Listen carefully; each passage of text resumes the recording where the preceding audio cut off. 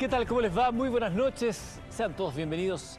Noche de viernes, noche del Dr. File. Y aquí podemos decir, Dr. File, que literalmente es a pedido del público, porque la semana pasada empezamos a descubrir algunos de los principales enigmas contemporáneos, esas dudas, preguntas, esas curiosidades, eso que nos hace sacudir de alguna manera nuestras creencias. Y la verdad es que nos quedaron varios dentro del tintero, por tiempo no los pudimos analizar. Pero ustedes también a través de las redes sociales nos pedían más. Así que, Dr. File, hágase cargo. Los enigmas son temas controversiales y extraños, pero sobre todo fascinantes y entretenidos. Por eso hoy día, con todo el equipo de Mentiras Verdaderas, nuestro querido Eduardo, vamos a conocer cosas que ustedes no creerían. Amigos y amigas, recuerden, los enigmas y misterios definen qué es lo que somos. Y ustedes, allá, al otro lado de la orilla, deciden qué es lo real. Así que ya lo sabe, enigmas sin resolver a partir de este instante. Pero como decimos siempre, porque no puede comenzar esta edición de día viernes sin lo siguiente. El que tenga oídos para oír, que oiga. Y que no cese en su búsqueda el que busca.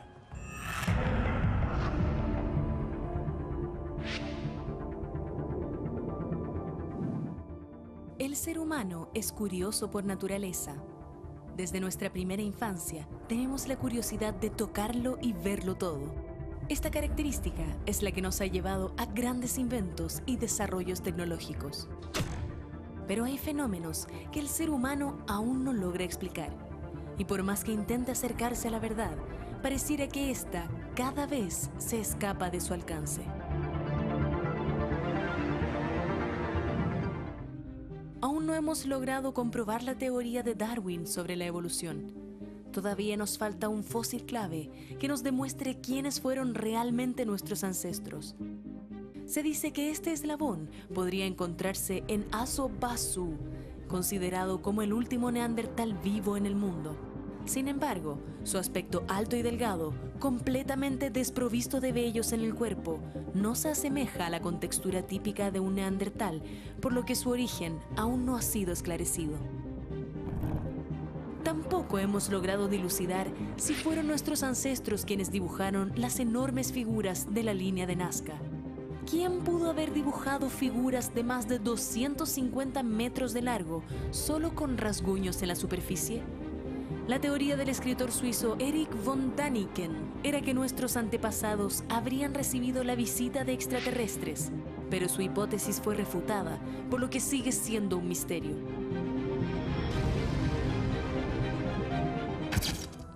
Aunque no está demostrado que los seres humanos han podido comunicarse con extraterrestres, la curiosidad llevó a la ecóloga canadiense Suzanne Simard a descubrir una red de comunicación entre los árboles.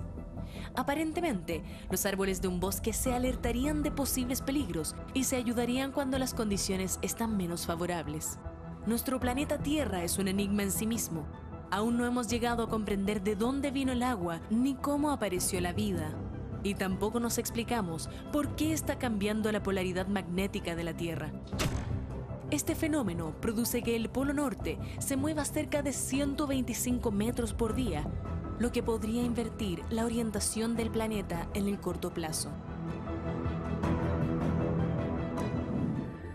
¿Es cierto que nuestros ancestros tuvieron descendencia con una raza desconocida? ¿Podría ser que un fósil cambie para siempre la historia de la evolución humana? Hoy, Dr. File nos revela los mayores enigmas y profundos misterios de nuestro pasado, presente y futuro.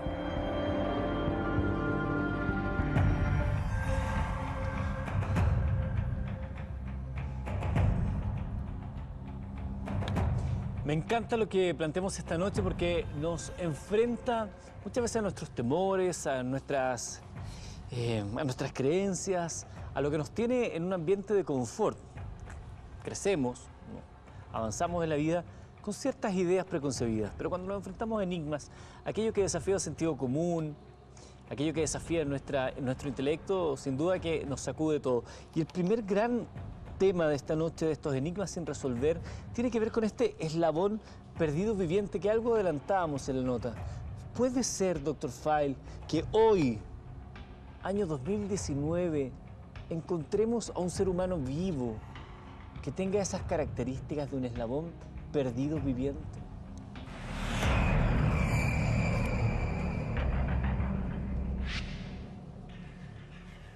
Para responder esta pregunta nos tenemos que introducir en la teoría de la evolución, porque el Homo sapiens, nosotros, bueno, descenderíamos de ancestros pasados. Sin embargo, el vínculo, el antecesor más directo, al menos no se conoce. Por eso, querido Eduardo, ¿qué es lo que sucede? Que hace muy pocos días se ha viralizado un video de un hombre muy extraño, que algunos lo han apodado el eslabón perdido viviente o también el último neandertal con vida. Por eso, antes de responder completamente a esta pregunta del millón con la cual partimos, los invito, queridos amigos y amigas, y a todos, a ver este video que está generando mucha controversia y que está dando la vuelta al mundo.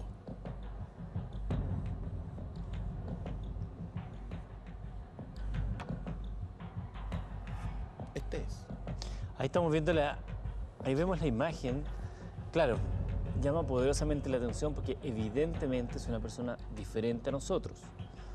¿Tendrá las características de un neandertal? Esta persona, ¿estaremos frente a una persona con algún defecto que tenga que ver con la genética, Dr. File? ¿Qué es lo que observamos entonces? Movimientos torpes, una fisonomía más tosca, por cierto, y un cerebro más pequeño. Eso es lo primero que uno puede observar sobre la base de esta imagen, que como te dije, es la que está generando controversia, porque pone ahí sobre la mesa el asunto de la evolución y del eslabón perdido. Algo muy controvertido, evidentemente, que para responderlo tenemos que hacer algo de historia y mostrar algunos antecedentes que son muy relevantes, Eduardo. Porque este humano, con características especiales, evidentemente, nos remonta a una historia de 1931 con Asu-Basu. Asu-Basu. Y esto es muy importante porque este hombre de hoy día, aquí está, refleja y expresa lo mismo, o al menos una fisonomía muy parecida a este otro que estamos viendo, que se le llamó Asu-Basu, fotos de 1931, Eduardo. Perfecto, estamos hablando de una persona que vio a comienzos del siglo pasado, sí, a quien bautizaron como Asu-Basu, y que podríamos establecer un paralelo con el personaje que veíamos recientemente, que es actual, es un video que se dio a conocer durante los días previos. Refleja los mismos rasgos, cabeza chica, ojo, los brazos prácticamente le llegan hasta las rodillas. Y al menos este humano, fue fotografiado, su fecha de nacimiento fluctuaría más o menos entre 1931, cuando se conoció, en Marruecos. Este es de Marruecos. Y en 1959, una expedición de franceses comandada por Jean Boulet y el etnólogo Marcel Homet fueron a Marruecos a fotografiarlo. Por lo tanto, estas son las únicas fotografías de Asu-Basu, de aquel hombre que en el idioma árabe de Marruecos se llamaba el hombre bestia. El hombre bestia. ¿Qué es lo que presentaba según el estudio del etnólogo? Mira,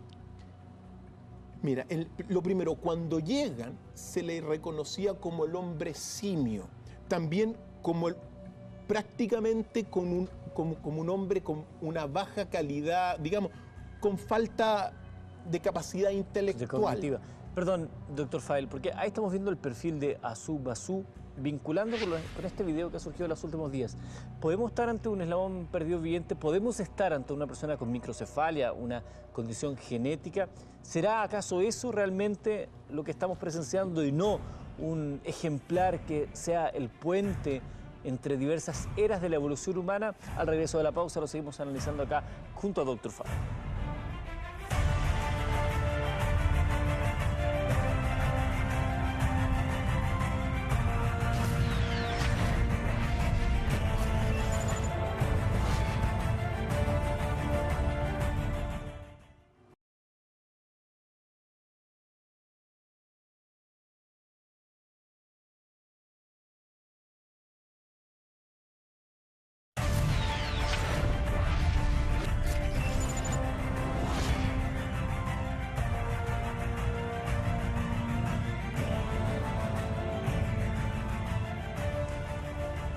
Esta noche de viernes, junto a ustedes, estimados amigos, aquí en Mentiras Verdaderas, estamos hablando de la segunda parte de estos mitos contemporáneos. Y el primero de esta noche dice relación, Dr. Fall, con un video que se ha viralizado recientemente de un señor, una persona, que tiene ciertos rasgos que algunos le han inducido a decir que es un neandertal, probablemente el último de ellos vivos. Un video que probablemente es conocido, que lo hemos visto recientemente. Probablemente lo vamos a volver a ver en los próximos minutos. Ahí lo estamos viendo. Esa es la persona que se considera el eslabón perdido viviente. Planteaba yo si no estaremos frente a un nuevo caso de microcefalia, esta enfermedad donde el cerebro no se alcanza a desarrollar por el tamaño justamente de la cabeza de la persona.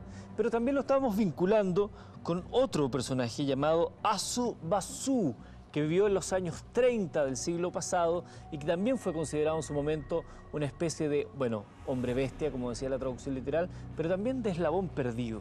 De alguna forma, la historia de este video se resucita gracias a Asu Basu, fotografiado finalmente en 1959 por esta expedición de franceses.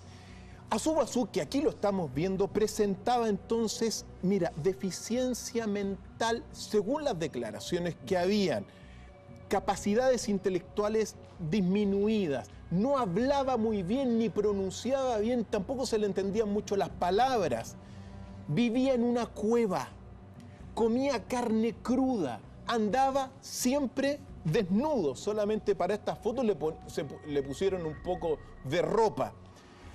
Por lo tanto, y ocupaba herramientas muy rudimentarias para su quehacer. Por eso, en aquel entonces se le vinculó con el hombre de Neandertal, con el eslabón perdido. Pero tenemos que poner sobre la mesa otro video, otro testimonio, Eduardo, de otra persona que muestra rasgos similares, esta vez en China. Es muy impactante verlo, Eduardo, porque, claro, si uno ve, aquí lo estamos viendo, hombres con las manos que prácticamente que prácticamente le llegan a las rodillas, nariz prominente, todos muestran eso, fuerte, digamos, estos brazos largos, mandíbula también muy acentuada y la cabeza pequeña, Eduardo. Porque uno podría pensar, ok, es una persona con microcefalia, es decir, su cabeza, su cráneo no se desarrolló lo suficientemente bien. Pero yo no sé si estará necesariamente ligado a la longitud de sus extremidades superiores. Porque uno podría entender su comportamiento, la falta de habilidades, producto de un cerebro no desarrollado. Pero las proporciones de su cuerpo, evidentemente, dan que pensar. Y también el comportamiento, porque prácticamente viven en la naturaleza y no con mayores elementos civilizatorios. Ahora bien, cuando yo estuve en la India, Eduardo, en el año 2000, me tocó fotografiar también a otra persona que muestra rasgos similares y que es bueno señalarlo para entrar al menos en la explicación de este misterio que está dando vuelta a las redes sociales. Si quiere, señor director, mostramos esa fotografía. Esta fotografía, evidentemente, yo la saqué en India y muestra a una persona, a una niñita, con rasgos muy parecidos a Asu Basu y a las otras personas. Y aquí es, y usted lo dijo, Eduardo, porque la explicación es que no estamos en presencia real ni de un eslabón perdido, ni de un hombre de Neandertal, sino que de una persona y de personas que padecen lo que tú dijiste, microcefalia. Y esto hay que detenerse un poco en esta enfermedad, porque, mira, lo más característico de esta enfermedad es que tienen la cabeza pequeña y los otros rasgos no modulan bien, no hablan bien, se comportan de manera primitiva, pero ningún eslabón perdido de ninguna especie. En este sentido, ¿cuáles son las causas de esto? Y aquí son cosas relevantes. Las infecciones, por ejemplo, de las madres, la desnutrición y el contacto con pesticidas o elementos químicos generan esta enfermedad. Los síntomas, y aquí estamos viendo a Subasú, por cierto, discapacidad intelectual, retraso en el habla. Algunos desarrollan convulsiones, disfunción muscular y, por cierto, también distorsión facial. Pero, Eduardo, y esto es bueno aclararlo porque como el primer video se ha viralizado tanto, uno tiene que aclararlo que no hay ningún Neandertal, sino que es básicamente la microcefalia y una de las causas principales, al menos de lo que a uno le tocó observar e investigar en terreno, muchas veces se da por contacto con agentes químicos, con pesticidas lanzados en el aire, Eduardo. Tema controvertido, pero así partimos la noche. Exactamente, hay muchas enfermedades y deformaciones debido a agentes contaminantes, el Roundup, por ejemplo. Pero quiero plantear, a propósito que estábamos hablando de Neandertal. Neandertal es una de las especies humanas que no prosperó. Todos sabemos que el Sapiens, el Homo sapiens, del cual nosotros somos herederos, fue el que finalmente termina ganando esta pulseada, entre otras razas de seres humanos que existieron en la antigüedad. Pero el gran debate es si nos logramos cruzar en términos de razas con otras líneas evolutivas, como el Neandertal, por ejemplo, u otras desconocidas. ¿Qué es lo que tiene usted, Dr. Feil, en sus investigaciones? Eduardo, tú estás planteando un tema que enfrenta la ciencia y también a la religión. Porque bajo el cristianismo católico, nosotros, al menos se cree, que nosotros somos una creación única, claro, que no somos mezcla de nada, o al menos la única mezcla que podríamos llegar a tener es con el soplo divino, ¿ya? Sí. Pero la evolución no cabe dentro de la explicación, digamos, de la explicación religiosa. Los más acérrimos dicen que es imposible que nosotros vengamos del mono. Esos son los más dogmáticos en sus posiciones basadas en la fe. Y uno tiene que decir lo siguiente, Eduardo, respecto de lo que a uno le ha tocado investigar y evidentemente poniendo sobre la mesa las investigaciones evolutivas. Uno no puede, si uno va a enfrentar este dilema, no puede no mencionar a Charles Darwin, el que enunció la teoría de la evolución. Y aquí vienen las cosas más delicadas respecto de esta pregunta del millón, Eduardo, porque hace muy pocos días, más bien dicho, un par de semanas en realidad, el Instituto de Biología Evolutiva y el Centro de Análisis Genómico de Barcelona no solamente expuso conclusiones categóricas sobre la mezcla del Homo sapiens con hombres antiguos y primitivos, sino que algo mucho más importante, el humano no solamente se habría mezclado con hombres de Neandertal, no solamente con también los denisovanos, que era otra categoría, claro, otro tipo de hombre, otra especie, sino que también con una tercera especie que vendría a ser la mezcla entre los Neandertal y los denisovanos. Y eso, según al menos estos estudios que se llaman de Deep Learning, basados también, mira, estos institutos allá en Barcelona trabajan sobre la base del estudio genómico, pero a través y utilizando la inteligencia artificial. Mira, y se ha descubierto Eduardo, cosas sorprendentes. Y aquí vienen las cosas donde toda la postura bíblica se desmorona por todas partes, Eduardo. Le gusta a quien le guste y a los dogmáticos, bueno, será parte de su creencia. Pero nosotros, al menos se ha probado que nosotros, los Homo sapiens sapiens, digamos, primero se mezclaron y hubo mezcla con Neandertal. Y uno tiene que recordar que los Neandertal al menos vivieron entre los 300.000 años, entre los 300.000 y los 28.000 a 26.000 años. Ese fue el periodo de dominio de los Neandertal entre muchas otras especies. Claro. Los denisovanos vivieron entre 1 millón de años y los 40 millones de años. Y esos son los quizá los más recientes, con otros tantos que después tocan con el hombre, con nosotros. Pero, primero, y uno tiene que dejarlo muy claro, Eduardo, no es que nosotros descendamos del mono, eso no es la teoría de la evolución, sino que está comprobado científicamente que nosotros compartimos un tronco común con todos estos tipos de hombres primitivos. ¿Qué hablar del hombre de Neandertal, de los denisovanos, sino que también del cromañón, es decir, y también de los simios, de los chimpancés?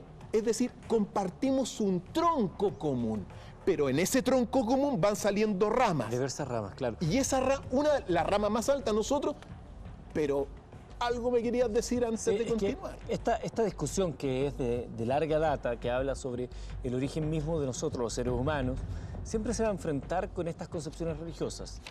Para algunas personas, la idea de un Adán creado a imagen y semejanza de Dios y de una Eva creada a partir de una costilla de Adán y un paraíso terrenal que fue vilmente vilipendiado, puesto de el fruto, la manzana, entregado en tentación por la serpiente, es un hecho concreto, real, y no hay luz para analizarlo. Hay quienes son un poco más laxos en su interpretación y entienden que se trata de una explicación metafórica que se daba en la antigüedad para hablar de la existencia de Dios y nosotros como creación celestial. Pero la ciencia ha demostrado que efectivamente, debido a las eras geológicas, nosotros estamos mucho anterior a lo que señala la Biblia. ¿Cómo poder conciliar ambas miradas sin que surjan los fanatismos?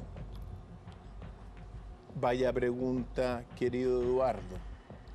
Lo cierto es que desde mi punto de vista, frente a los datos científicos hoy en día, la prueba viene a ser contundente.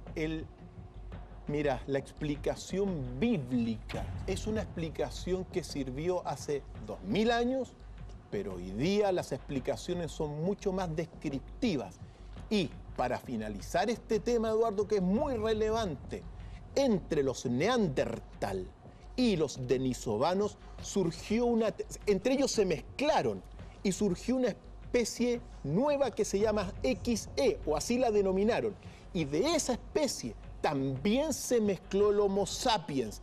Y si estos datos son correctos, al menos un 2,6 de nuestro ADN tendría, herencia de esta tercera especie.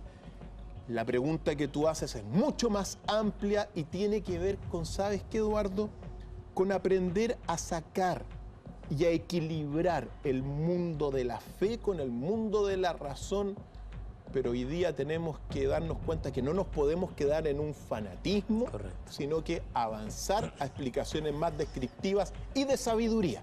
Ya hemos hablado entonces del supuesto eslabón perdido, hemos hablado de la posibilidad de que los seres humanos nos hayamos cruzado con otras razas en la antigüedad, que seamos resultado de una hibridación que se viene cocinando desde hace largos años. Pero el tercer misterio de esta noche, por cierto, recordándoles que usted a través del hashtag DrFileMB, que está ahí en la pantalla, puede opinar, comentar y todo lo que quiera. El tercer misterio de esta noche tiene que ver con una tumba ampliamente buscada desde épocas inmemoriales por la grandeza una cuestión que es absolutamente relativa al día de hoy, porque sus obras igual de todas maneras incluyeron muerte, pero la grandeza del esplendor que alcanzó en su momento el famoso Genghis Khan, Dr. File.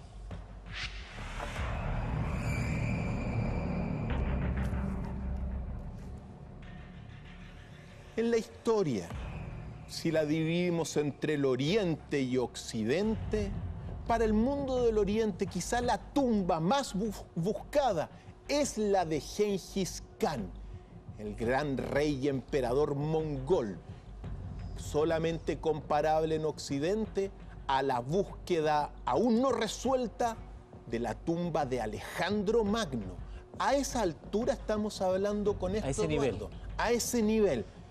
¿Dónde estará Genghis Khan? Es uno de los grandes misterios que estamos analizando esta noche acá en Mentiras Verdaderas. Ya regresamos.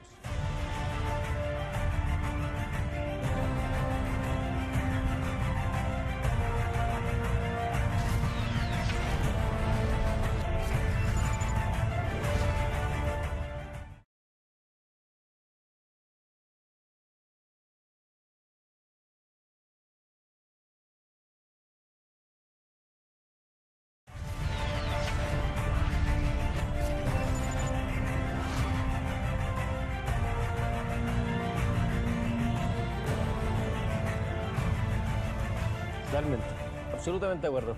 Ya estamos de regreso esta noche de viernes y develando algunos de los misterios actuales. Esos misterios que al día de hoy siguen siendo parte de las investigaciones, de los comentarios, de la búsqueda. Y el que estábamos hablando, que es el tercero de la noche, tiene que ver con la ubicación de la tumba, del Genghis Khan, el emperador mongol, uno de los que obtuvo un imperio, uno de los imperios más grandes en términos de extensión en la humanidad. Hablábamos de lo que había sido su rito fúnebre, cómo él había encomendado que se matara a aquellas personas que fueran testigos del lugar en el cual fue enterrado. ¿Por qué tenía tanto interés de que su cuerpo no se supiera dónde estaba enterrado? ¿Temía una profanación? ¿Qué pasaba por la mente de Genghis Khan?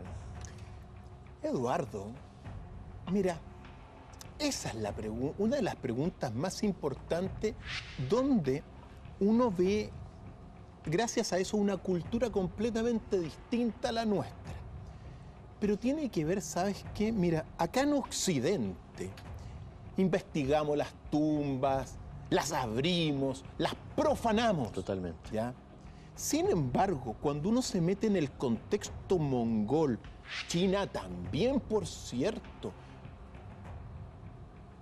de manera cultural, allá se preserva. Mira, no solamente por los saqueadores, sino para preservar la memoria de estos grandes emperadores.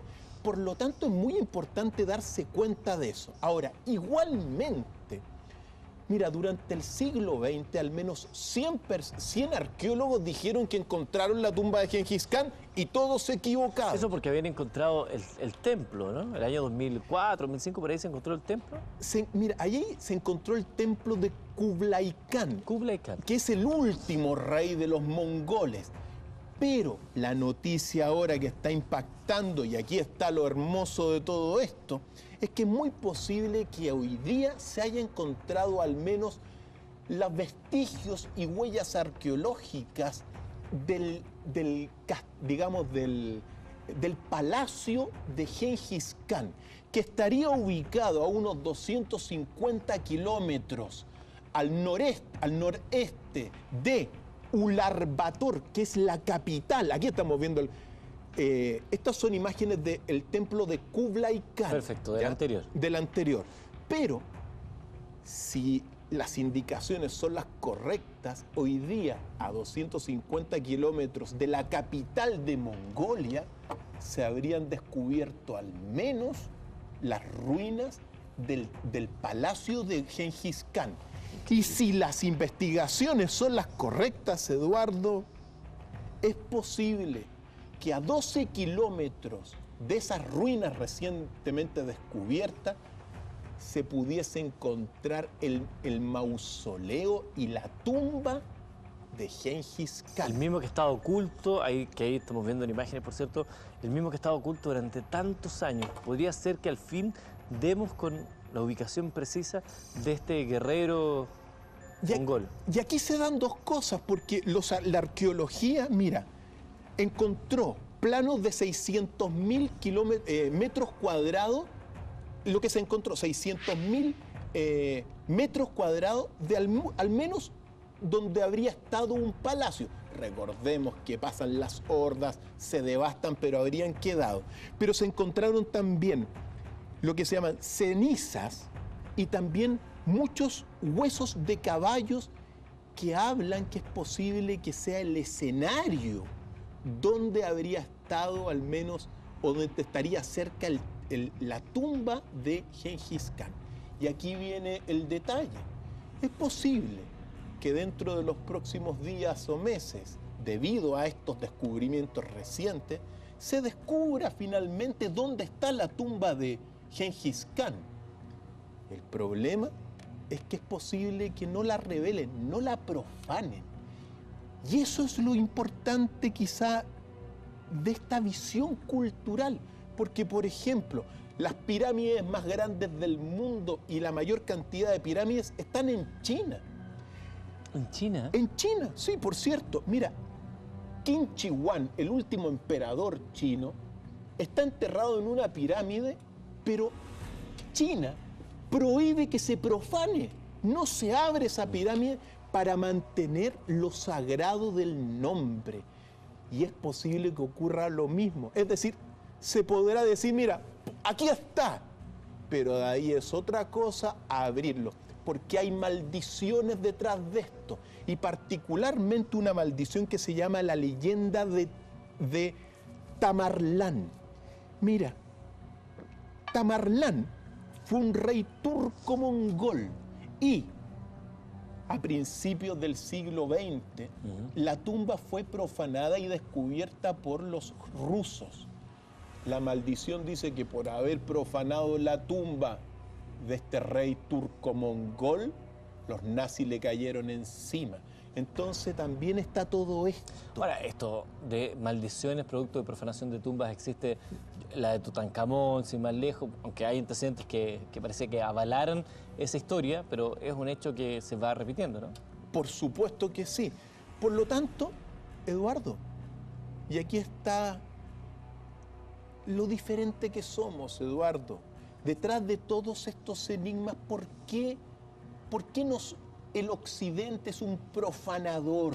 ¿Por qué le gusta ir a investigar y destruir esas visiones que son para muchos sagradas?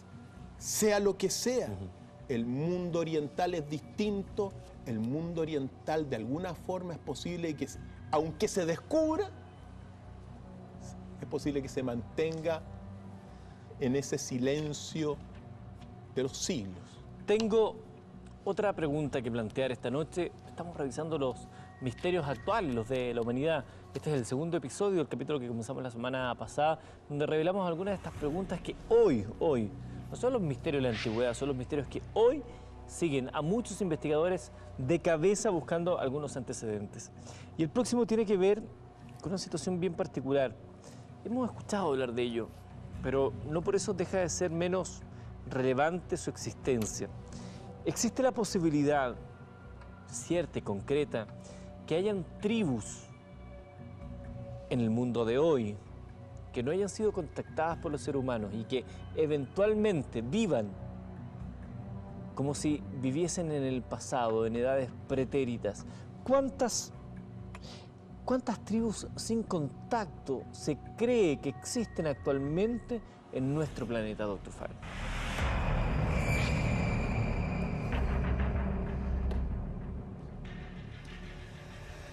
Amigos y amigas, aunque usted no lo crea, hay cientos de tribus que no tienen contacto con la civilización. Si uno toma los datos que tiene cerca, 250 tribus sin contactos con el mundo urbano estarían solo en el Amazonas, y al menos una cincuentena a una centena de otras tribus sin contacto también estarían en otras partes del mundo, como en la lejana India también. Eduardo, Hay tribus efectivamente que no tienen contacto con los humanos civilizados. Y esto es muy importante porque hace muy pocos días ocurrió que, el 17 de noviembre más bien dicho, John Allen Chau, que era un misionero, se le ocurrió internarse en la llamada Isla Sentinel del Norte. Está prohibida por lo demás. Por cierto, la Isla Sentinel del Norte queda en el mar de la India. Es un lugar que se sabe, mira, los antropólogos de allá, como particularmente un antropólogo que se llama T.N. Pandit, les decía, no se vaya a meter a este hombre a la Isla Sentinel porque ahí vive una tribu que no tiene contacto con los seres, digamos, con los hombres civilizados y que tampoco le interesa tener contacto con los seres civilizados, Eduardo. Detrás de la Isla Sentinel, mira, se han escrito muchos mitos, ¿ya? Como al igual de las otras que vamos a conocer. Algunos dicen que son escapados, que los hombres que la habitan son escapados de las cárceles británicas, por cierto, y que se van para allá. Bueno, y que alimentan la historia y la especulación justamente para que no los vayan a ver y poder vivir en tranquilidad. Sea lo que sea, este hombre que estábamos viendo en pantalla dijo, no, yo voy para allá porque les quiero predicar la palabra de Dios cristiana. Se quiso martirizar. Bueno, y según los testimonios, lo vieron siendo arrastrado con flechas en su cuerpo y finalmente muerto en las playas de la Isla Sentinel del Norte. Pero le habían dicho, todo esto son declaraciones y testimonios de este antropólogo de apellido Pandit, y dijeron, si viene para acá, porque el Pandit lo acompañaba, si vienen para acá, les cortamos el cuello. Se lo dijeron. Así todo este misionero estadounidense partió y su vida terminó trágicamente. Ahora bien, esto que ocurre allá y que da cuenta de estas tribus que no desean tener contacto con el hombre civilizado, bueno, está estremeciendo. Y es legítimo. Es legítimo, ¿no? Es legítimo que una sociedad quiera mantenerse aislada del resto del mundo. ¿Quiénes somos nosotros para interferir en sus costumbres? Eduardo, fíjate tú lo que pasó ahora, porque recién, hace pocos días, esto sí, sucedió que un misionero también estadounidense, cristiano de Maine, Estados Unidos, se llama Steve Campbell, se le ocurrió adentrarse en el Amazonas, particularmente en el llamado río Pirañas, en todo lo que es el estado de Amazonas, para tener contacto, aquí estamos viendo las imágenes, con la tribu Imerima. Ese es un hombre que no vio ni La Misión, ni Aguirre, La Ira de Dios, ni ninguna de esas películas que hablan de lo que sucedió hace muchos años acá en nuestro continente. Se internó, pues.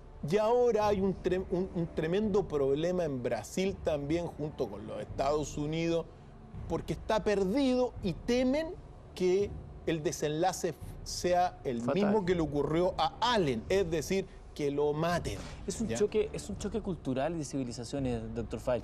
Es, guardando las proporciones por los tamaños, es lo mismo que ocurría cuando llegaron los europeos a América.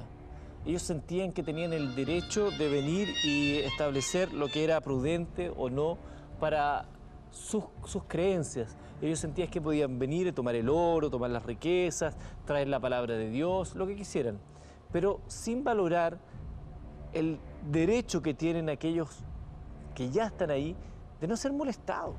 Es como estar en tu casa y que no quieres que te vengan a golpear la puerta. Yo quiero estar en mi casa tranquilo. Sí, no tengo que comer, pero es mi casa, déjame en paz un rato. Tú estás dando a dónde vamos a llegar con este gran misterio. Primero, la tribu allá en Brasil, la Imerima, no quiere tener contacto con el mundo civilizado primero. Por algo será. Por algo será. Ahora, si los datos de Brasil son los correctos, al menos existen en todo el Amazonas 250 tribus que no tienen contacto con los 250. 250 solo en el Amazonas. Bueno, el Amazonas es un continente entero, es el más grande de los pulmones de la Tierra, después evidentemente de los océanos. Pero aquí vienen los puntos y voy a entrar en lo que tú señalaste, Eduardo. Porque Jair Bolsonaro, presidente de Brasil, señaló que él va a delimitar las tierras de todos los indígenas, de todas las tribus vírgenes del Amazonas, y también va a liberar todos estos terrenos a la producción agrícola. Entonces, cuando este presidente, a quien vemos ahí, que vemos aquí, ya en la órbita de los Trump, es decir, que ignoran totalmente el cambio climático, la pregunta es, ¿para qué quieren hacer contacto? ¿Sabes para qué? Yo te lo voy a decir. Hacen contacto porque les quieren llevar primero el cristianismo, es decir, una religión que se está desmoronando por todas partes. Lo van a llevar para que ellos aprendan la palabra o esta interpretación. Después les van a llevar la democracia que se ha transformado en una demagogia, Eduardo. Que además no tiene ningún sentido para sus tradiciones, ¿no? Y por cierto, le van a llevar el capitalismo y, como guinda de la torta, los derechos humanos. Eso es lo que le quieren llevar a estas tribus. Es decir, el destino que tienen estas tribus, mira, uno tiene que respetar lo que tú decías, Eduardo. El derecho a la vida como uno quiera estar, Eduardo, al menos para estas tribus. Es un respeto. ¿Y por qué, Eduardo? Porque estas tribus han demostrado que son las mejores adaptadas del mundo a la naturaleza. Tienen una sabiduría enorme y nosotros, ¿qué le vamos a pasar? ¿Le vamos a pasar el hiperconsumo? ¿Le vamos a pasar la destrucción del medio ambiente y la democracia? Es decir, la derecha y la izquierda. Eduardo, creo que son temas para reflexionar, creo que hay que respetar estas cosas. Ahí hay una buena discusión para aquellos que nos están viendo en la casa en este minuto. Primero, entender que conceptos como derechos humanos, libertad y democracia son constructos intelectuales humanos que no existen en la naturaleza. Nosotros las inventamos y las creamos para ordenar ciertas normas de comportamiento, ¿no? Los derechos humanos particularmente fueron creados y se declararon para tener una norma de conducta adecuada en la civilización que nos corresponde.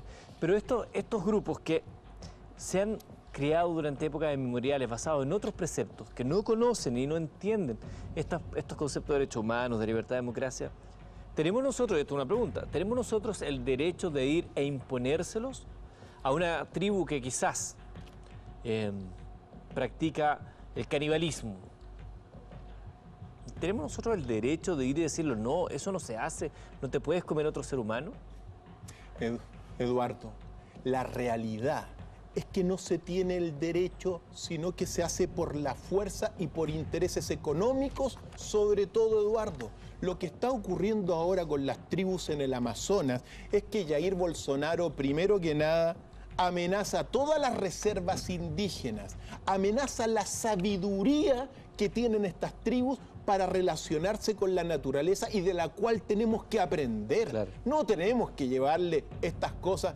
Si a mí me dijeran que, bueno, son tan esplendorosas y tan perfectas estas categorías humanas como el capitalismo, los derechos humanos y también esta democracia que dista mucho de ser una democracia, más bien dicho está. La democracia se funda en las virtudes, Eduardo, y aquí estamos fundando todo en los vicios de unos y otros, pero están amenazados. Sí, pues qué terrible eso, la falta de comprensión, de respeto, de valoración de aquello que nos parece distinto y sentimos en la obligación de ir a, comillas, rescatarlos de algo que para nosotros nos parece, es lo mismo que ocurrió hace 500 y tantos años en América Latina. Es lo mismo. Llegaron con ideas renovadoras, civilizadas, que consideraron que era lo adecuado y le impusieron a sangre. No tuvieron ningún respeto por las creencias que tenían las personas que vivían ya en esta tierra tranquilamente, viviendo su propio mundo, su propia existencia. ¿Qué hubiesen pensado los europeos si hubiesen sido ellos los que toman una embarcación y llegan a Europa y les dicen, no, ¿qué es eso de alabar a una persona crucificada? No, lo que ustedes tienen que hacer es alabar a este dios de la pirámide y cada cierto tiempo cortemos cabeza y tenemos... Es muy extraño no entender ni respetar la libertad que tienen los pueblos de tener sus propias creencias, sus propios credos, su propio constructo ideológico inventado. Finalmente, todo lo inventamos los seres humanos, no existe en la naturaleza nada de esto. Conscientes de lo que está ocurriendo, estas tribus durante siglos se han metido y se han escondido adentro de los bosques, Eduardo, arrancando de alguna forma de nosotros, y se les quiere venir a imponer, ojo, una evangelización, Eduardo. La evangelización, después van a llegar los curitas como el padre Renato Poblete ahora. ¿Ah? No, o sea, esos van a ir a evangelizar a los niños que están ahí en contacto con la naturaleza. Entonces, es muy delicado lo que está ocurriendo. Y también, Eduardo, mira, las culturas y las grandes civilizaciones son la máxima expresión de la grandeza del universo. Cuando uno ve a una tribu y puede llegar a conocer una tribu, es un todo de sentido. Totalmente. Las diferentes culturas son eso. No. Mira, si todos vamos a ser en el mundo demócratas capitalistas y con derechos humanos, va a ser esto una gran dictadura mundial. La gracia de nuestra cultura global es que hay diferentes, precisamente, culturas que enriquecen la diversidad. Y eso hay que respetarlo. Todos los proyectos por imponer, por ejemplo, la democracia en Irak fracasaron. También en muchas otras partes. Las personas son distintas, las culturas son distintas, y eso es uno de los grandes misterios del universo entero. Es muy egótico de nuestra parte pensar que nosotros tenemos la razón y no valorar al instruido, al erudito, al entendido, al sabio, al ilustrado de épocas inmemoriales, que tiene un conocimiento basado en otros principios, pero que es igualmente válido. Dejamos eso de lado y nos vamos a algo que está derivado, porque tiene que ver también con nuestro entendimiento que tenemos de la naturaleza que nos rodea. Durante años se pensó que el ser humano estaba en la Tierra para hacer uso y abuso de los animales, de los vegetales. Pero también hemos ido aprendiendo y conociendo de la naturaleza propia de los animales, de sus sentimientos, de su dolor, pero también de las plantas. Y últimamente hay una tesis muy interesante de Susan Simard que habla sobre la posibilidad que los árboles se comuniquen. Dr. File, ¿es posible o es solo ficción el hecho de que los árboles se logren comunicar entre sí?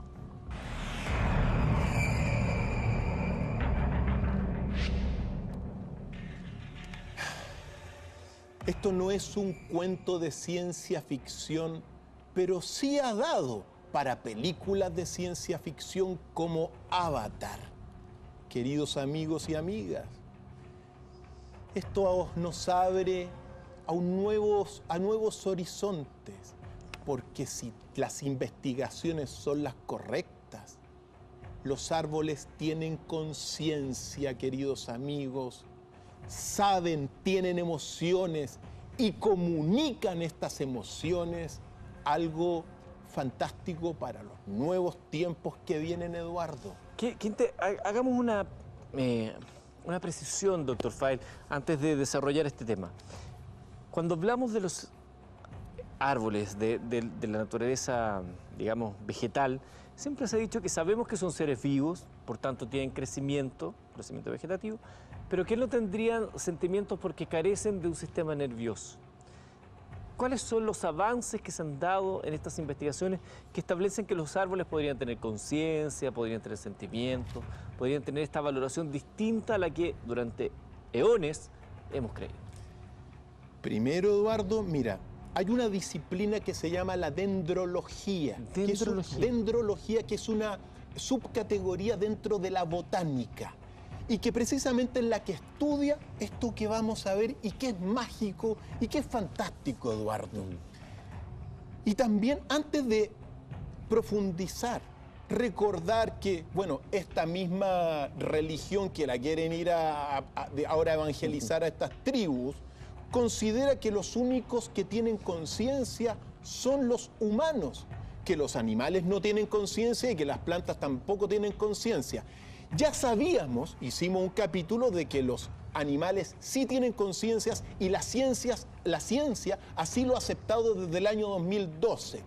Lo maravilloso ahora, Eduardo y queridos amigos, es que también las plantas y los árboles tienen conciencia y esto ha quedado reflejado, para ir metiéndonos en este gran enigma, en la película Avatar.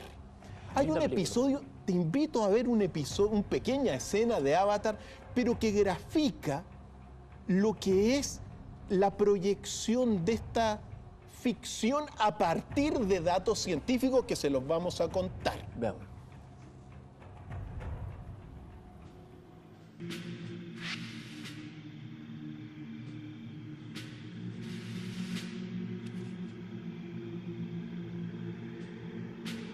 Lo más seguro es que esté hablando con un árbol.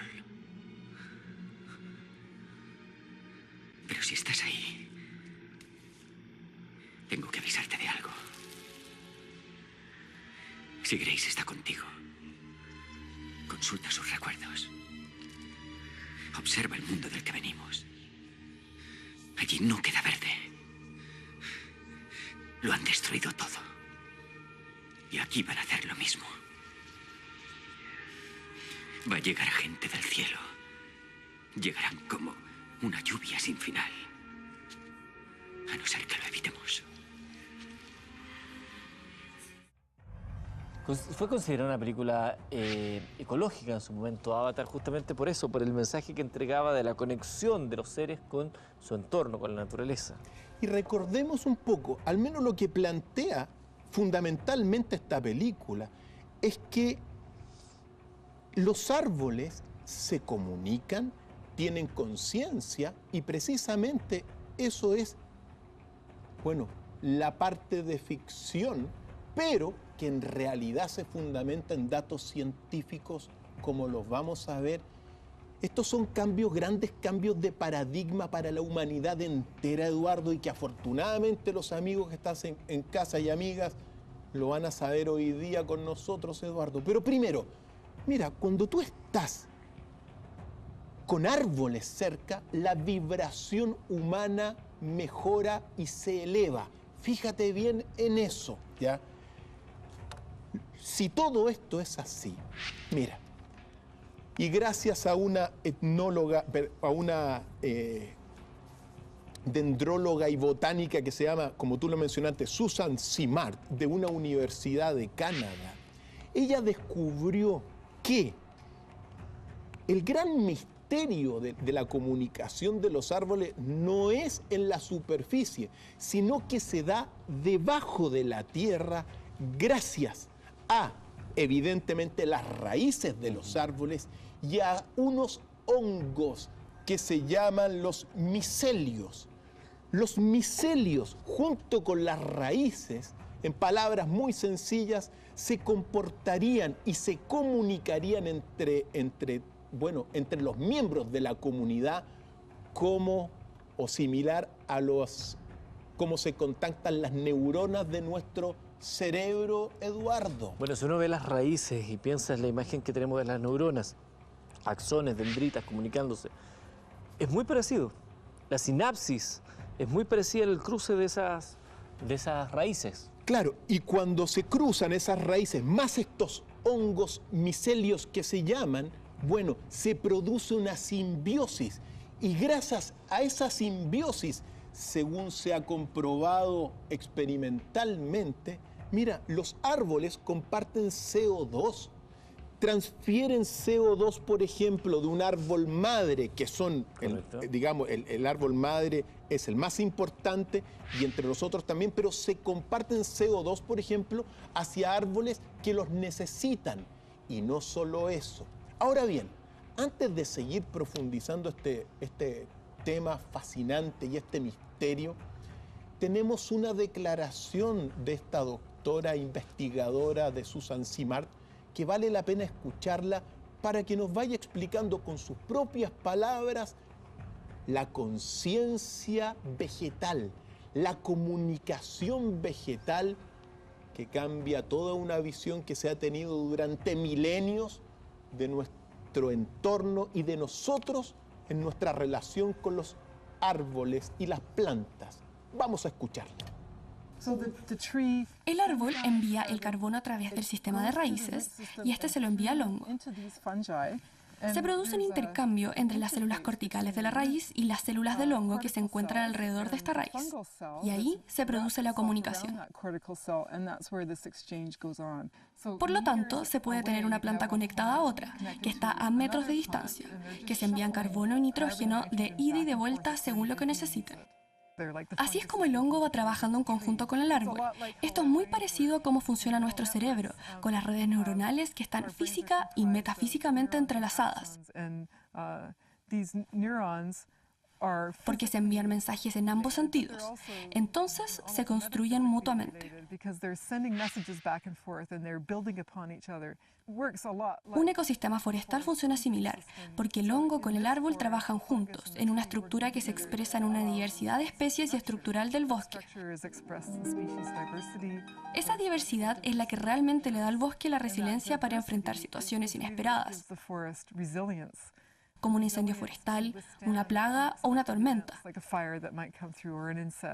En esta dinámica siempre habrá especies que se mantengan porque hay diversidad.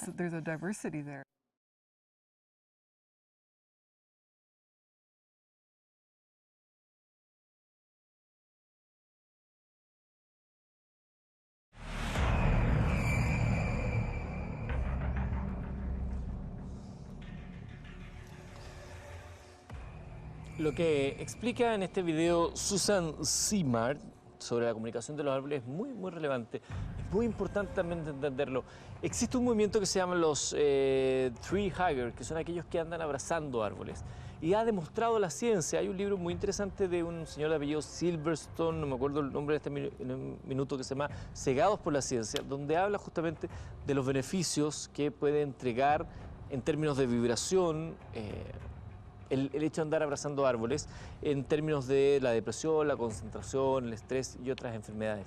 Es algo que la ciencia ha logrado demostrar. Y efectivamente hay algo atávico en los seres humanos que demuestra que cada vez que estamos en un bosque entramos en una actitud especial. Dentro de ese sentido, lo que hace Susan Simard no es sino que aportar un granito de arena más en esta construcción de respeto también hacia la naturaleza, Dr. Fall.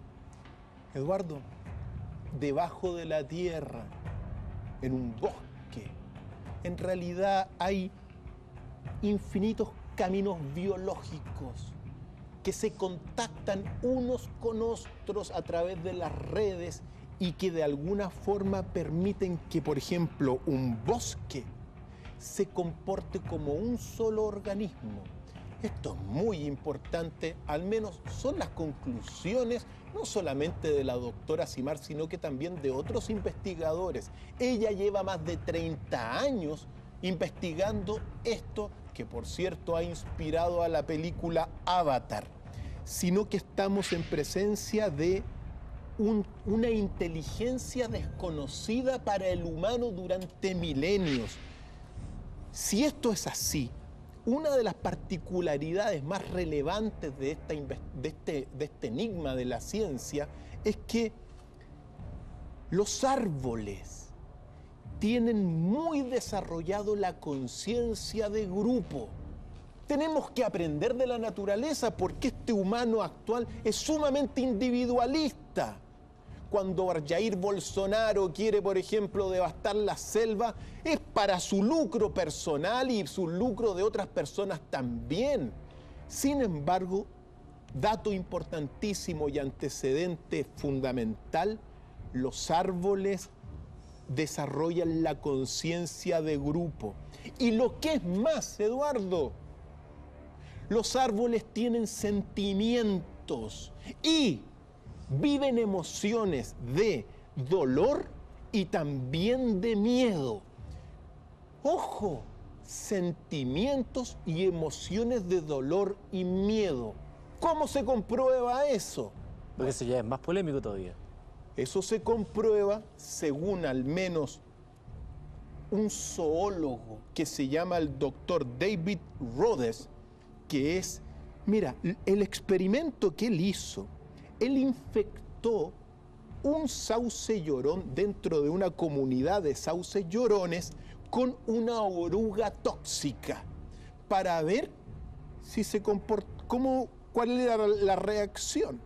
Bueno, este sauce llorón inmediatamente elevó el ácido clorogénico para combatir la invasión de estas orugas tóxicas, ¿ya? Sin embargo, lo que él constató, y todos los amigos lo pueden ver en casa, busquen a David Rhodes, bueno, se dio cuenta que al cabo de un tiempo, unos días, todos los demás sauces estaban también desarrollando y elevando el ácido clorigénico para combatir estas orugas tóxicas. Pero estos árboles no habían recibido la plaga. Entonces, ¿cómo se enteraron? ¿Cómo se enteraron? Se enteraron, evidentemente, por esta red prácticamente de comunicación neuronal con estas raíces, y estos hongos se comunicaron entre ellos. Pruebas categóricas, y al menos ahí están los ejemplos. ¿Y qué es lo que sucede? Claro, cuando el sauce llorón, digamos, eleva esta cantidad de este ácido clorigénico, significa que es miedo y por lo tanto defensa ante un invasor.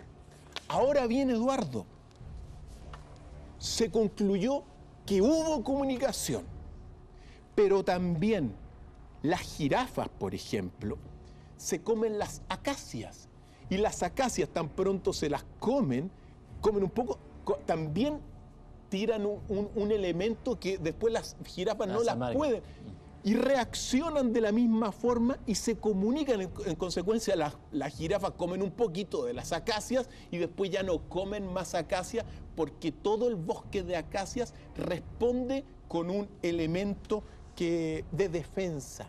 Y también, al menos según los datos, los robles y los nogales también han presentado comunicación, Eduardo. Mira, intercambian información, intercambian nutrientes, intercambian emociones y se comunican como un gran organismo, Eduardo. Y la clave de todo esto dentro de los bosques, de alguna forma, está en el árbol madre, Eduardo. El árbol madre es el que de alguna forma gestiona con sus raíces los recursos de todo el resto de la comunidad. Por eso, fíjate tú que toda la película Avatar giraba en torno de la destrucción del árbol de Eywa, del árbol madre. Y algo más. Mira, esta es una sabiduría de la naturaleza que tenemos que aprenderla. Primero, para no ser tan egoístas e individualistas. Si nosotros pensáramos un poquito más en el resto, cuando el árbol madre, imagínate lo que puede representar si uno hace una analogía. El árbol madre, ¿qué podría representar? Al hombre más poderoso del mundo, el hombre con la mayor riqueza, pero ese hombre individualista, en vez de preocuparse de que toda la comunidad esté bien, se la deja para él, para morir con plata en el bolsillo, pero tú sabes que todos se van desnudos al otro lado. Por lo tanto, estamos frente a uno de estos enigmas de la ciencia maravillosos.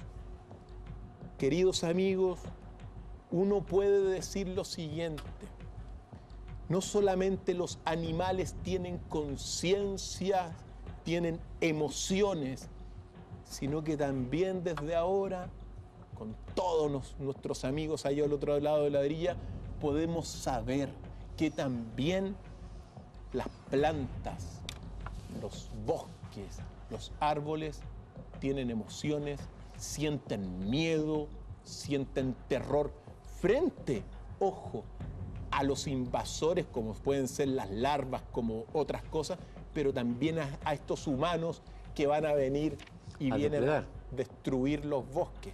Por eso dicen, cada vez que alguien tiene acceso, porque compra un terreno y hay un bosque, lo primero que hay que ofrecer respeto a los abuelos, a los árboles ya existentes. Por ahí nos mencionaban que esto no era nuevo porque se conocía el caso de las mimosas, pero las mimosas, que es esa planta muy bonita que uno las toca y se cierra, reaccionan a un estímulo físico-químico. Aquí estamos hablando de algo mucho más potente, más amplio.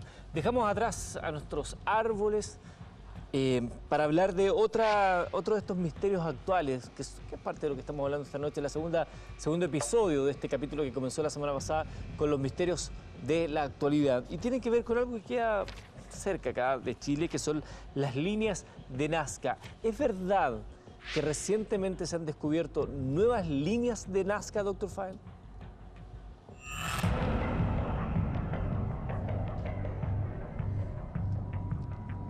A mí me ha tocado investigar muchísimos enigmas y afortunadamente he visitado muchos lugares. Sin embargo, quizá uno de los misterios más maravillosos de todos son las líneas de Nazca. Ahí, allá en Perú, al sur de Perú, a unos 300 kilómetros al sur de Lima. Y a la pregunta, la respuesta es sí. Se han descubierto recientemente al menos 50 nuevas líneas de Nazca. Y la particularidad que tienen es que al parecer son las más antiguas de todas. Eduardo. Esto es reciente, porque estamos hablando de un descubrimiento del año pasado, de la última mitad del año pasado, de agosto, septiembre, por ahí, ¿no? Efectivamente. Y aquí estamos viendo las líneas de Nazca, las nuevas líneas de Nazca. Ay, pero eso es increíble, miren la cara de ese bonito. Recordemos una cosa, Eduardo. Mira, cuando uno habla de las líneas de Nazca, muchas culturas de allá, de todo lo que es la plataforma de Perú, construyeron líneas de Nazca.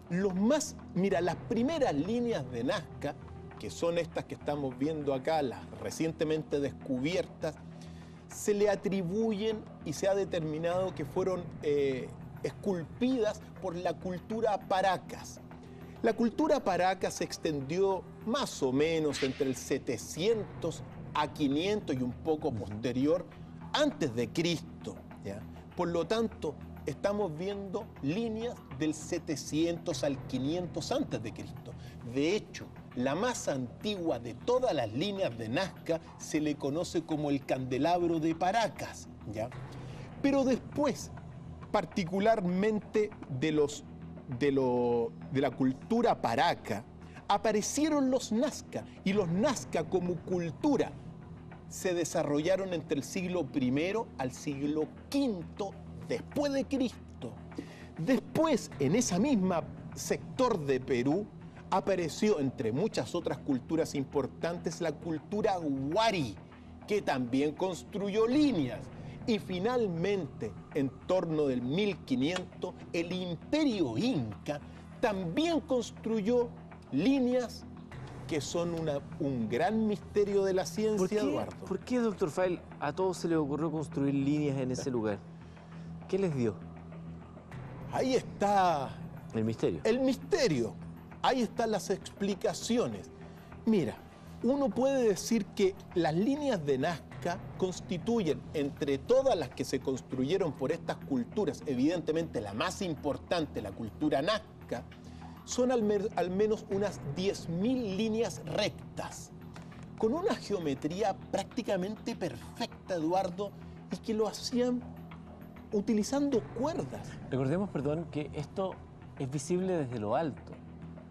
Por supuesto que ellos no sí. tenían acceso, hasta donde sabemos.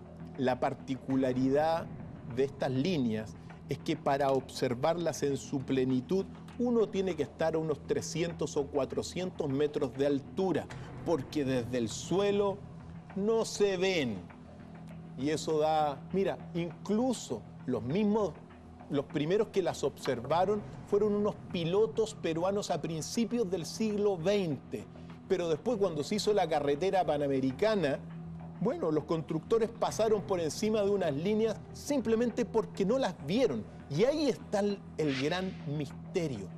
Porque dentro de estas 10.000 líneas rectas se encuentran también una treintena de figuras antropomorfas y también de animales. entre los que destacan, por cierto, el colibrí, la grulla, la serpiente, el dino. Incluso hay una que aparentemente es un dinosaurio, Increíble, Eduardo. Las gaviotas, el mono, Perdón. caracoles, estamos perros. viendo uno, pero es que lo del dinosaurio es relevante porque se supone que para ese entonces no teníamos idea que habían existido los dinosaurios. No Efectivamente. conocíamos de la existencia de los dinosaurios. El conocimiento de los dinosaurios es un conocimiento más bien tardío, reciente, con los primeros fósiles que fueron después desacreditados por algunos y todo lo demás, pero es algo que hemos conocido recientemente. De hecho, todavía estamos aprendiendo si realmente eran más parecidos a un reptil o una gallina. Ya sabemos que incluso tenían plumas. Entonces, es algo que hemos descubierto en los últimos años. ¿Cómo es posible que en aquellos años pudiesen dibujar algo parecido a un dinosaurio si no sabían de su existencia, supuestamente? Entonces, por eso es un misterio en sí mismo. Es un gran enigma, un enigma maravilloso realmente. Porque aparte de las arañas, del mono, mira, entre las líneas bastante extrañas, aquí yo tengo un pequeño gliptolito que muestra... ¿Qué es un gliptolito? Gliptolito es esta escultura, es un pequeño tallado en piedra, ¿ya?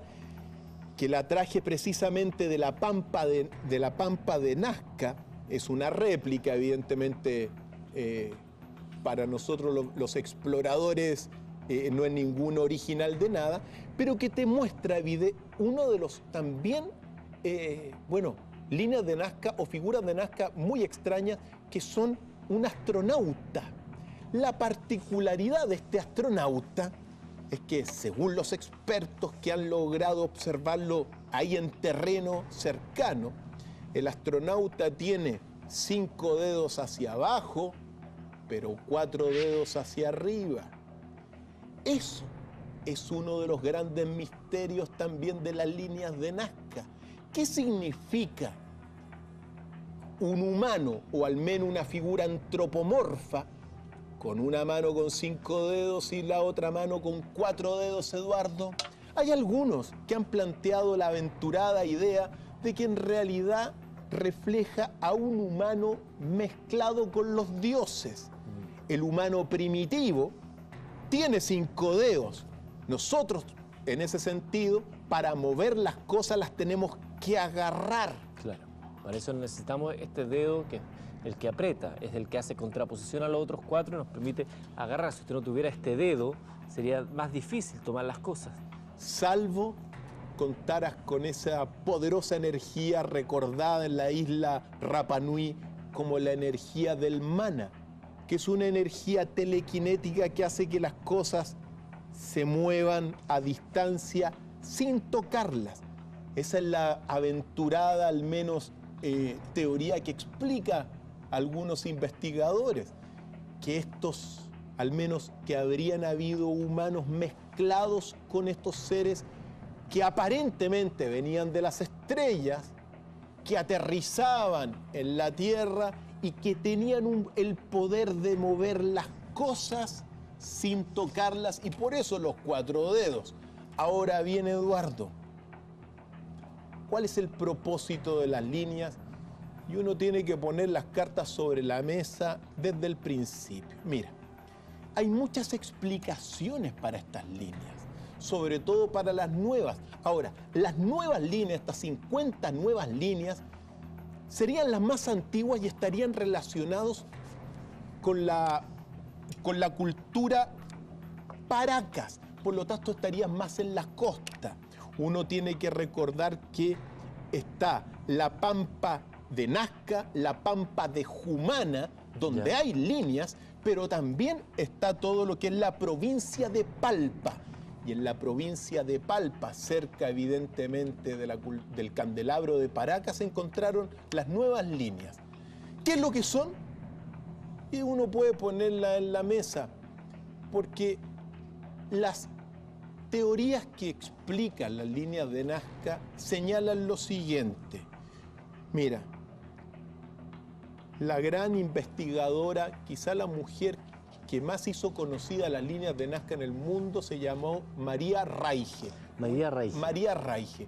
Ella llegó allá, se quedó durante 60 años investigando las líneas de Nazca y descubrió, o no lo descubrió, sino que planteó la teoría de que las líneas de Nazca eran el calendario más grande del mundo. Un calendario. Un calendario, porque evidentemente habían algunas líneas que coincidían con las salidas del sol, con las puestas del sol, con el 21 de diciembre, que son estas, digamos, los solsticios y los equinoccios, y que muchas de las líneas estaban evidentemente reflejando constelaciones celestes.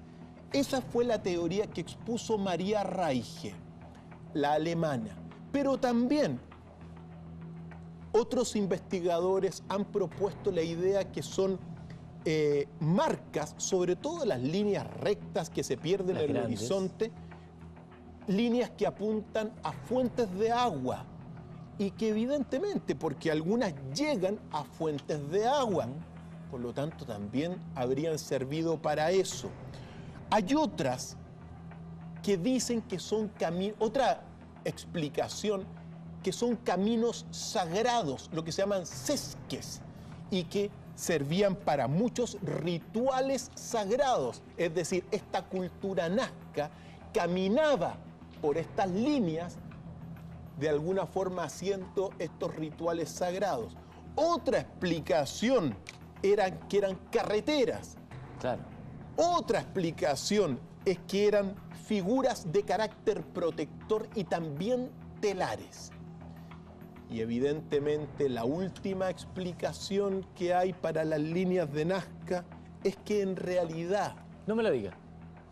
Que probablemente es la que más llama la atención, que probablemente es la que más curiosidad genera, que probablemente es la que más se ha especulado y sobre la que más se ha debatido, sobre la que más controversia genera en el ámbito científico y también de aquellos que valoran la gnosis desconocida. ¿Será que las líneas de Nazca, Dr. File, tienen relación con algún tipo de encuentro, de mensaje, de intromisión extraterrestre? Eduardo, la respuesta es que es posible. Y uno tiene que ser categórico acá. Desde mi punto de vista, mira, yo este enigma lo vengo investigando desde hace muchísimo tiempo. Y me he leído las explicaciones. Y todas están de alguna forma digamos, son probables. Por lo tanto, yo no le quito importancia a ninguna. Creo que todas tienen algo de la verdad.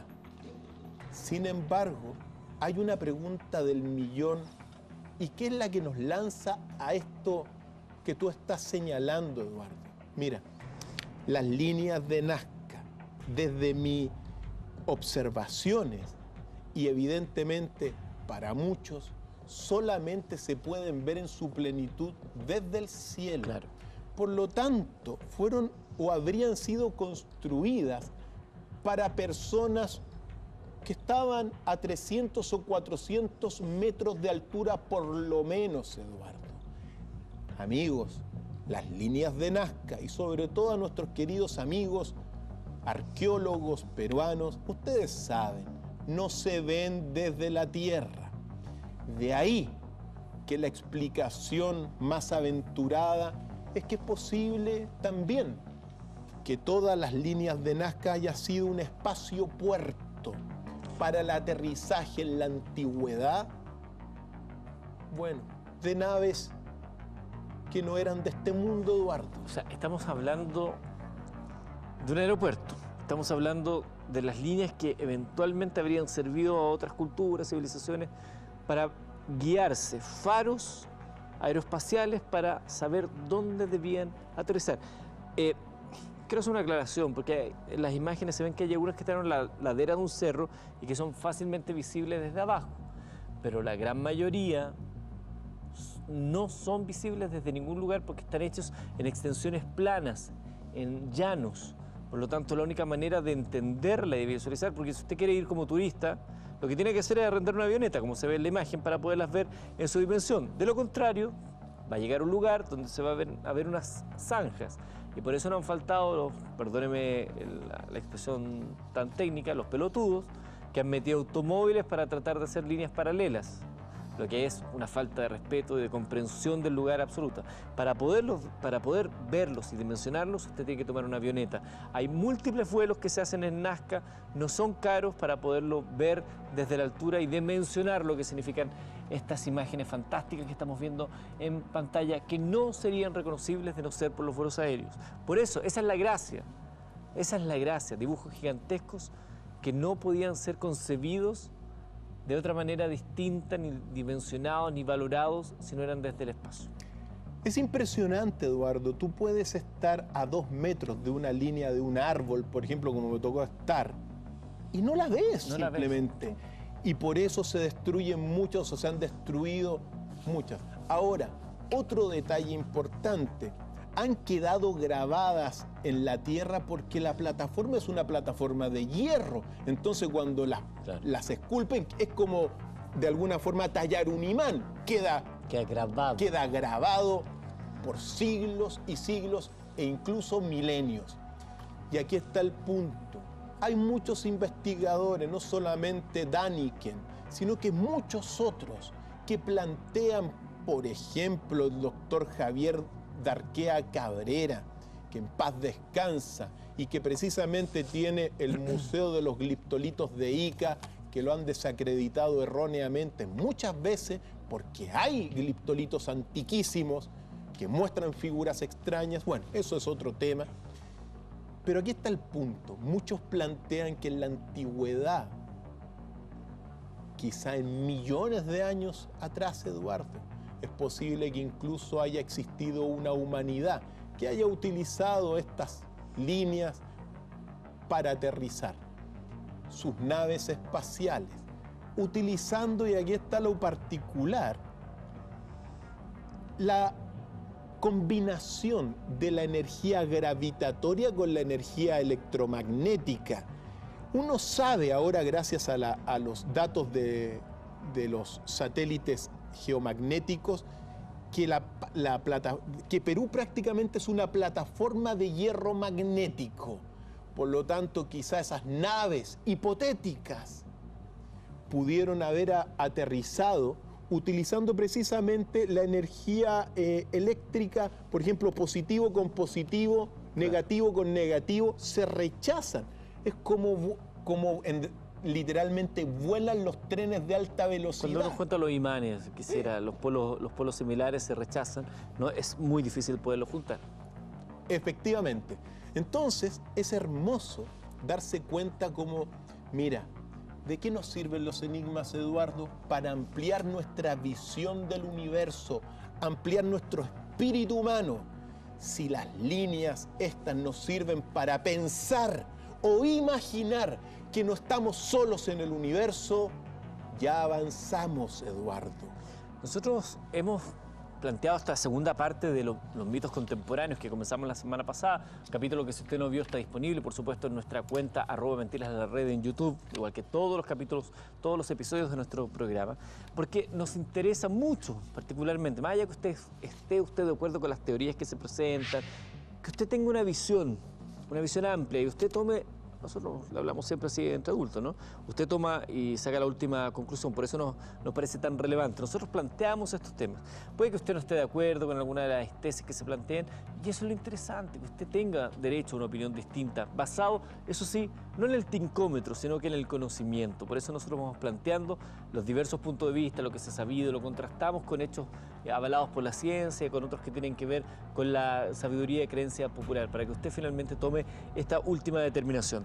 Ya que estamos hablando de las líneas de Nazca, hay un tema ahí con la posibilidad de que naves extraterrestres o civilizaciones humanas del futuro, anda a saber tú de qué se trata realmente, hayan utilizado los campos magnéticos para poder mover sus naves. Existe una alarma mundial por inesperados cambios en el campo magnético de la Tierra. El campo magnético de la Tierra está cambiando, dicen, a una velocidad inesperada. Aunque hay algunas teorías, los expertos no saben de qué se trata.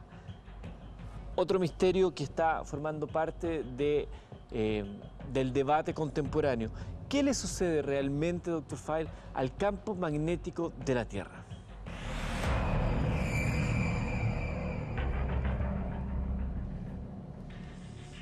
Los geólogos están consternados, algunos asustados, porque en realidad no saben con exactitud qué le está ocurriendo al campo magnético de la Tierra, que por cierto es un campo protector de la vida dentro de nuestro planeta. Eduardo, esto es un tema delicado, ¿ya? Y delicado porque lo que se ha registrado en los últimos días y evidentemente en los últimos años es si uno parte en el año 2012 con una marca de fecha, a partir de ese año comenzó la Tierra a recibir no solamente muchas llamaradas solares, sino que también muchos rayos cósmicos provenientes del centro de la Tierra, por cierto. Y durante esos primeros años, hasta el día de hoy, el campo magnético se debilitó, algo muy preocupante, porque es precisamente un campo protector de la vida en la Tierra. Nos protegen de los rayos cósmicos, permiten que la vida florezca de alguna forma, ¿ya? ¿Qué es lo que sucedió? Bueno, se debilitó tanto el campo magnético que en un momento dado, aquí estamos viendo un modelo científico, se llegó a pensar que el campo magnético iba a desaparecer, pero no desapareció. Recordemos que el campo magnético en un 95% de su comportamiento está causado por el hierro líquido en rotación adentro del planeta. Ahora, hay otros factores como las mareas, como las tormentas solares y los rayos cósmicos que también influyen en el campo magnético, pero la mayor cantidad está, digamos, por este hierro fundido. Se debilitó, ¿ya? Se comenzó a medir, por lo tanto, este cambio, y que asustó mucho a los científicos. Pero ahora, hace pocas semanas, se ha observado que el polo magnético de la Tierra, el polo norte magnético por una ubicación fundamental, se está moviendo del orden de al menos 125 metros diarios desde Canadá dirigiéndose a Siberia. Es decir, durante los últimos años se ha medido que el campo magnético ha cambiado, se ha movido desde 15 kilómetros en un año hasta 55 kilómetros en un año. ¿Qué significa eso para la existencia humana? ¿De qué manera se podrían ver los efectos de este desplazamiento del campo magnético, del polo norte magnético? ¿Qué hay detrás de todo esto? ¿Por qué está ocasionado? Son preguntas que están dando vuelta y que se las vamos a plantear a Dr. File al regreso de la pausa. Pero no sin antes recordarles a ustedes y darles una buena noticia, porque sábado y domingo, acá en la red, a las 23 horas, tendremos un especial de lo mejor de Cultura Verdadera, un espacio que hablaba justamente de estos temas tan relevantes e interesantes. Un compendio de lo mejor, noche de sábado, noche de domingo, a las 11 de la noche. Ya tenemos un nuevo panorama acá en la red. A partir de mañana, lo mejor de Cultura Verdadera a las 23 horas. Hacemos la pausa y ya regresamos en Mentiras Verdaderas.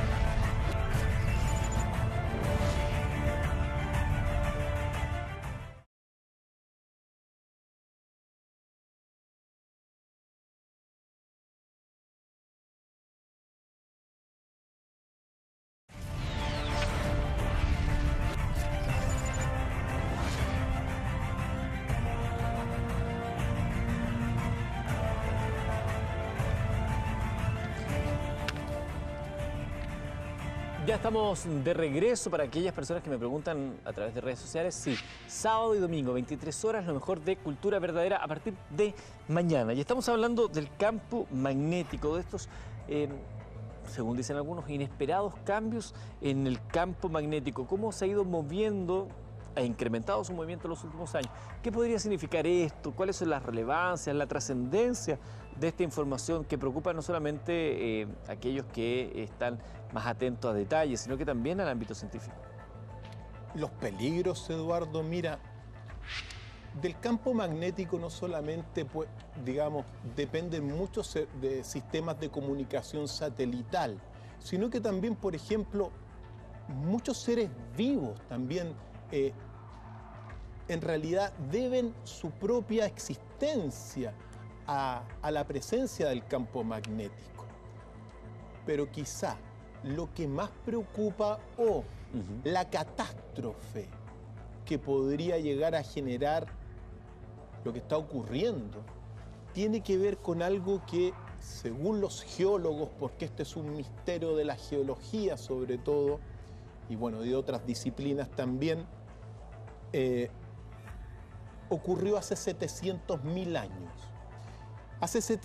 En aquel entonces habría ocurrido lo que se llama la inversión del polo magnético de la Tierra. ¿Ya?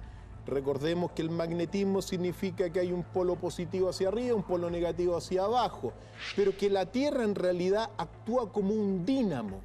Se han hecho experimentos, muchos experimentos, que en dínamos, en un momento dado, el polo magnético cambia los dínamos.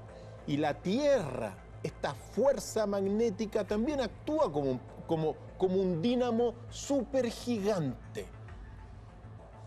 Y que cada ciertos cientos de miles de años cambiaría sus polos.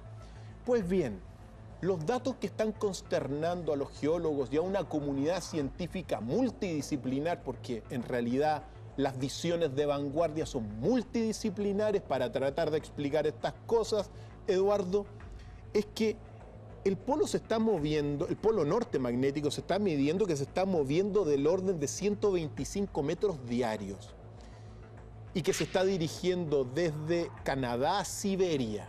Entonces, algunos especulan que esto podría ser precisamente algo que incluso lo plantearon los mayas y que lo estudiaron los mayas en la antigüedad, el cambio del polo. ¿Qué es lo que puede ocurrir si cambia el polo magnético de la Tierra, Eduardo? Mira, es sencillo. Los Himalayas podrían quedar bajo el mar. Eso es lo que podría ocurrir. ¿A ese nivel? A ese nivel. Es decir, cambia todo el orden de comportamiento magnético de la Tierra.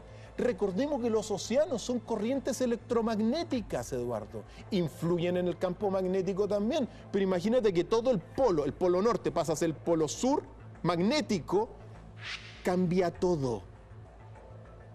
Lo que hoy día pisamos, si hay un cambio en el polo magnético de la Tierra, mañana podrían ser las profundidades del océano, Eduardo, y podría llegar a ser algo catastrófico.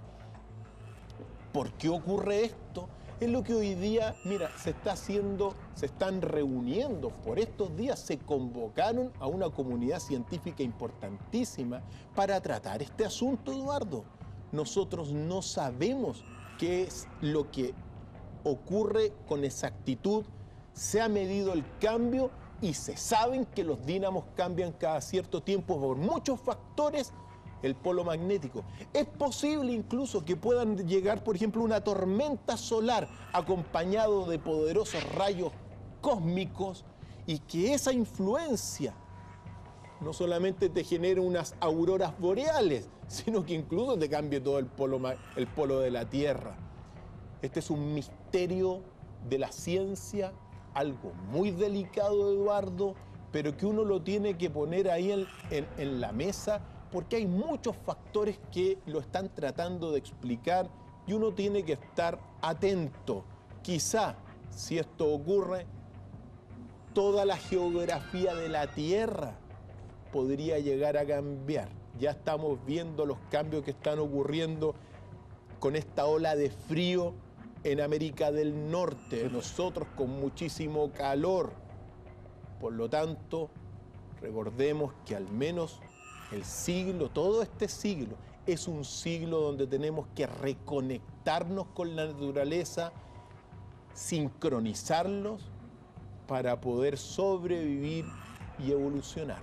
Seguimos revisando los grandes enigmas sin resolver, misterios de nuestros días, aquello que mantiene a los seres humanos buscando explicaciones. Hay quienes piensan que las preguntas ya están todas resueltas y no. Cada día, cada descubrimiento permite encontrar nuevas preguntas, cambios de paradigmas, y eso es parte de lo que estamos resolviendo esta noche. La siguiente, que es la octava en nuestra lista, tiene que ver con algo que también ha traído desde épocas inmemoriales a grandes pensadores, filósofos, científicos. Porque el mundo científico se niega a establecer creencias sobre un mundo espiritual, toda vez que no pueden hacer experimentos sobre ella y por lo tanto no pueden hacerse cargo de eso. Sin embargo, hay quienes establecen que sería un concepto el que uniría o el que daría una prueba de este mundo divino. La pregunta concreta, Dr. Fay, ¿es la antimateria la existencia de un mundo divino?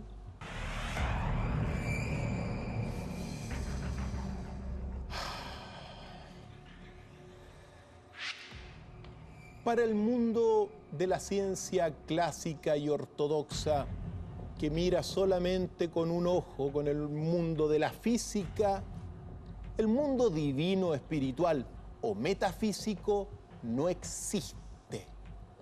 Sin embargo, la misma física del siglo pasado descubrió un misterioso componente de la realidad que se llaman las antipartículas. Para muchos, estas antipartículas son la prueba científica de la existencia de un mundo divino, de un mundo espiritual o de un mundo que está más allá de la física. Eduardo. Antimateria. ¿Podríamos explicar primero de qué hablamos cuando hablamos de la antimateria? Es difícil de explicar porque hay un misterio al respecto, pero así como para que vayamos todos entendiendo de qué estamos hablando. El universo, la realidad en la cual estamos, bajo la visión científica, se compone de la materia y de la antimateria. La materia, por ejemplo, para explicarlo en palabras muy simples, por ejemplo, está constituida por átomos. Los átomos tienen un núcleo con protones y neutrones. Los protones con carga positiva y los electrones con carga negativa. Pues bien, ahí por 1926, un ruso que se llama Dmitri Skoltsetin, que después lo tomaron, por cierto, los mismos descubrimientos Emilio Segre y Owen Chamberlain, descubrieron la existencia de una antipartícula que es igual a la partícula atómica material, pero el núcleo, en vez de carga positiva, tiene carga negativa y los electrones, en vez de carga negativa, tienen carga positiva. Por lo tanto, eso fue descubierto y probado científicamente por estos investigadores. Se descubrió el antiprotón por este ruso. En un campo de niebla artificial pasó un rayo, descubrieron. Bueno, son elementos más técnicos, ¿ya? Y aquí está el punto. Es decir, de alguna forma, así como hay una piedra acá física con protones, con un núcleo con carga positiva, debiese haber paralelamente en un mundo paralelo que está unido a este. Bueno, una piedra, por ejemplo, pero con todas sus características contrarias. A ese mundo se le llama el mundo de las antipartículas. Para la ciencia, ortodoxa, que solamente ve el materialismo puro, la antipartícula son materia compuesta de antipartículas. Pero aquí está lo maravilloso de estas investigaciones, Eduardo, porque cuando uno se remonta, queridos amigos y amigas, al texto más antiguo de la humanidad. ¿Cuál es ese? Que son los textos Vedas.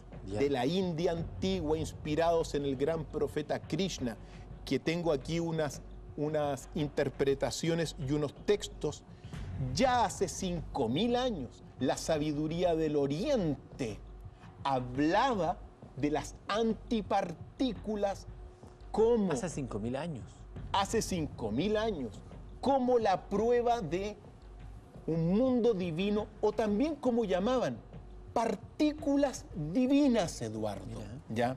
Me permito leer estos textos, evidentemente traducidos por Prabhupada, que dice, las partículas, estos son textos antiquísimos, Eduardo. Las partículas antimaterial es más fina que la más fina de las partículas materiales. Esta fuerza viviente es tan poderosa que difunde su influencia por todas partes del cuerpo material. La partícula antimaterial tiene inmensa potencia en comparación con la partícula material y como consecuencia de ello no puede ser destruida. La partícula antimaterial es eterna, por lo tanto uno debe estar interesado en este principio eterno. La partícula no material o partícula divina, ojo como lo dice, es la entidad viviente, influye en la partícula material para que trabaje. Esta entidad viviente es siempre indestructible.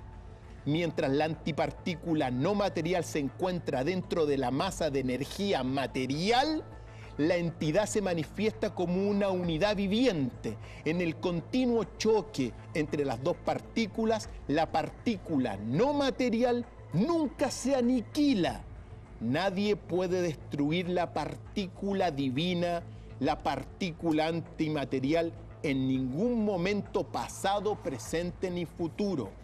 Eduardo, estos son textos de hace 5000 años que nos muestran el encuentro fundamental para los próximos 1000 años. Una corriente de pensamiento cultural que une a la física de Occidente con la filosofía y la metafísica del Oriente. Permítanme, queridos amigos, señalar lo siguiente y leer estos textos.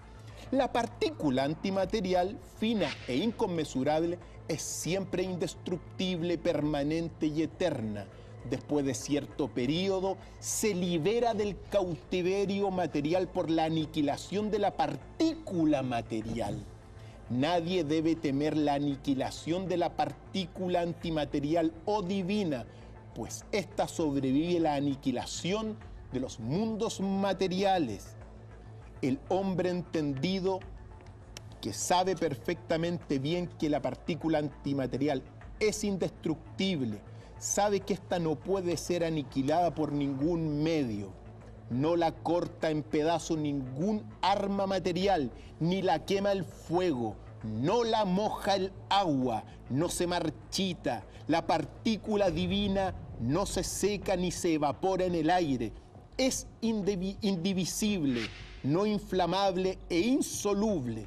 Debido a que es eterna, puede entrar y salir de cualquier tipo de cuerpo. Siendo constante por su constitución, sus cualidades son siempre fijas. Es inexplicable debido a que es contraria a todas las cualidades materiales. Es algo inconcebible para el cerebro ordinario. Es incambiable.